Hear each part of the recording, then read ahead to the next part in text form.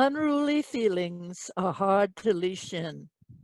The Greeks turned them into centaurs and mermaids, those dual-natured creatures whose animal half kept slipping out of control.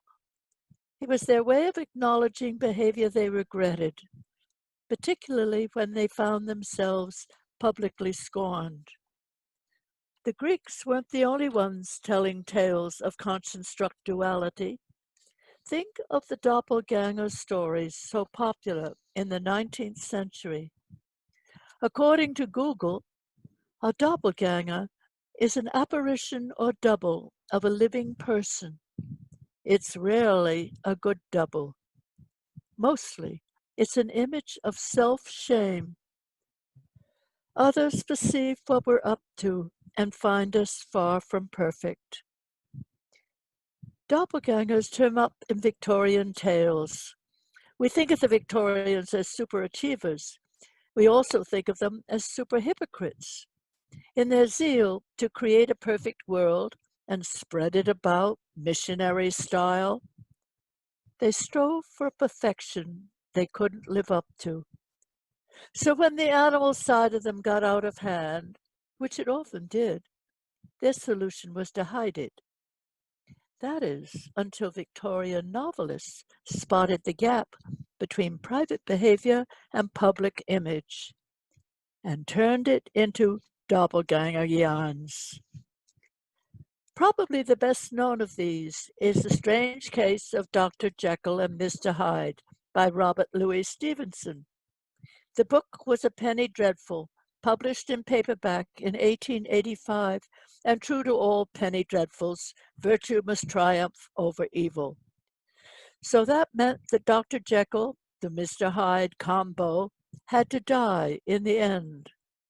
Victorian gossip has it that Stevenson's publishers censored his early version, where Hyde's weakness was predatory sex.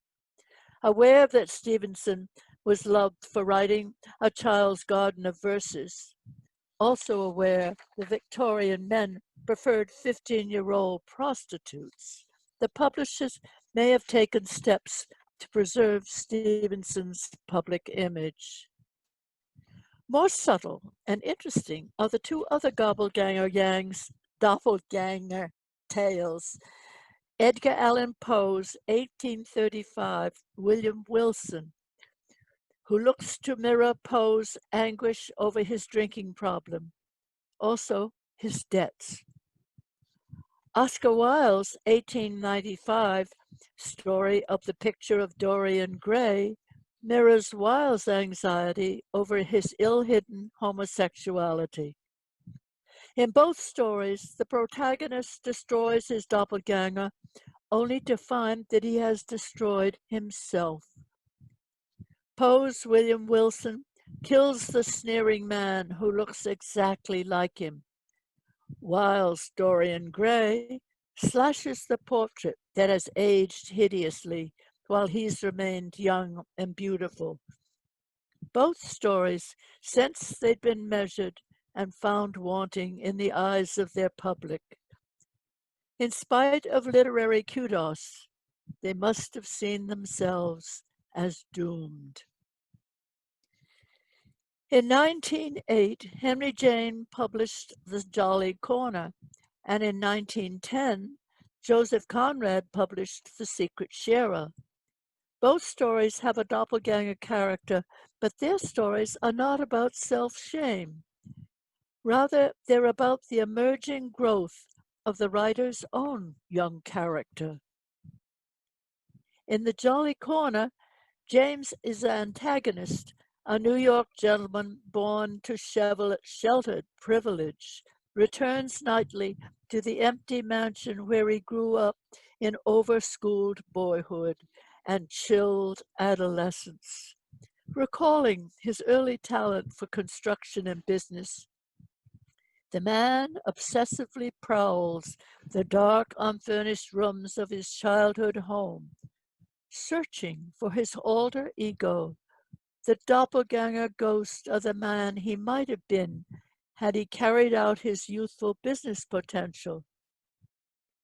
He finally meets the ghost and is shocked into a dead faint by the face of a stranger, evil, odious, blatant, vulgar.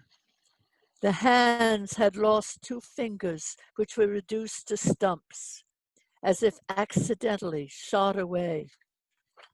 Does that make the protagonist less or more?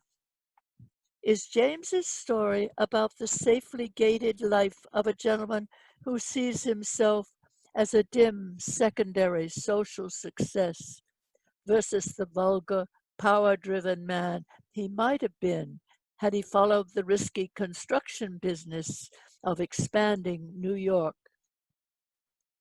Or does the conflict really concern how James sees himself in relation to others now that he's returned to New York after 30 years in more cultivated Europe?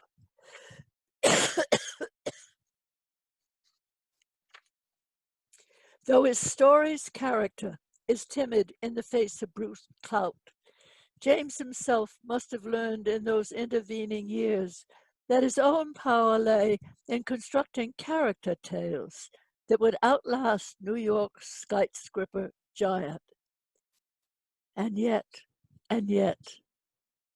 could the ghost be that of Henry James's tough grandfather, who amassed a great real estate fortune that made it possible for his grandson to live and write in gentlemanly comfort? Would James's pen have worked as brilliantly in a hand with 2 stumps for fingers? Joseph Conrad was a friend of Henry James. His tale, The Secret Sharer, tells of a young, inexperienced sea captain who, under the cover of darkness, pulls aboard a naked swimmer escaping from a murder he's committed on another ship. A murder that may have been justified, but in sea terms is a heavy crime. The captain clothes the swimmer in his own gear and hides him in his cabin. Then after a while he realizes that this young secret sharer is draining away the responsible focus that he, as a captain, should be giving his ship and crew. Finally, at serious nautical risk, he brings his ship close in to an unknown shore, where the swimmer, under cover of darkness, has a chance to swim to safety. Only after that other self slides into the black water with a hat and 3 sovereigns the captain has pressed on him, can the captain gain full control of his ship and crew, the perfect communion of a seaman with his first command. Conrad knew shipboard life. He knew how tough a young captain had to be to steer a boat through unknown tides. As the captain brings the ship dangerously close to the shore, we, his readers, react along with the first mate when he moans, "Oh my God, where are we?" We've seen the sea captain portraits hanging in the Nantucket Museum. Faces just out of boyhood and already hardened by nautical risks in treacherous currents.